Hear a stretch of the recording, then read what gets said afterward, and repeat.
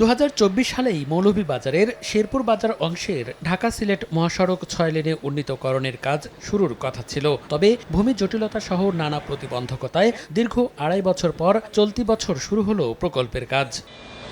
2 kilometre অংশের মধ্যে ইতোমধ্যেই 900 মিটার এলাকায় মাটি ভরাট সম্পন্ন হয়েছে। একই সঙ্গে প্রকল্পের আওতায় কুশিয়ারা নদীর ওপর 1100 মিটার দৈর্ঘ্য ও 32 মিটার প্রস্থের 4 লেন বিশিষ্ট শেরপুর সেতুর নির্মাণ কাজও এগিয়ে চলছে। তবে সড়ক প্রশস্তকরণের পথে এখনও বড় বাধা ভূমি ও স্থাপনা অপসারণ। ঠিকাদারি প্রতিষ্ঠানের অভিযোগ, বারবার আবেদন জানিয়েও এ বিষয়ে কার্যকর সমাধান মিলছে না। এদিকে 6 লেন প্রকল্পের জন্য শেরপুর বাজার ও ব্রাহ্মণগাঁও মৌজার 3 শতাধিক ব্যক্তির প্রায় 8 একর জমি অধিগ্রহণ করা হয়েছে। এর মধ্যে 22 জন ক্ষতিপূরণের অর্থ পেলেও অধিকাংশ ক্ষতিগ্রস্ত এখনও টাকা পাননি।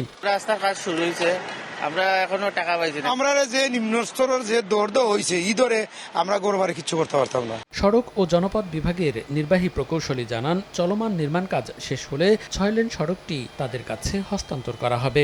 আর জেলা প্রশাসক বলেন, জমি অধিগ্রহণে ক্ষতিগ্রস্ত সবাইকে আইনানুগ প্রক্রিয়ায় ক্ষতিপূরণের অর্থ পরিশোধ করা হবে। প্রকল্প বাস্তবায়নকারী ইউনিট করতেছে, আশা করি ওনাদের কাজের প্রতি ভালো এবং দ্রুতই সমাপ্ত হবে। যারা ক্ষতিগ্রস্ত হয়েছে তাদের পেমেন্ট আমরা ক্রমান্বয়ে আবেদনের ভিত্তিতে কাগজপত্র দেখে এবং সম্পূর্ণ আইনানুগভাবে আমরা সেই পেমেন্টটা দিচ্ছি। ঢাকা সিলেট মহাসড়ক 6 লেনে উন্নীতকরণ প্রকল্প বাস্তবায়নের ব্যয় ধরা হয়েছে 1357 কোটি টাকা। সময় সংবাদ, মৌলভীবাজার।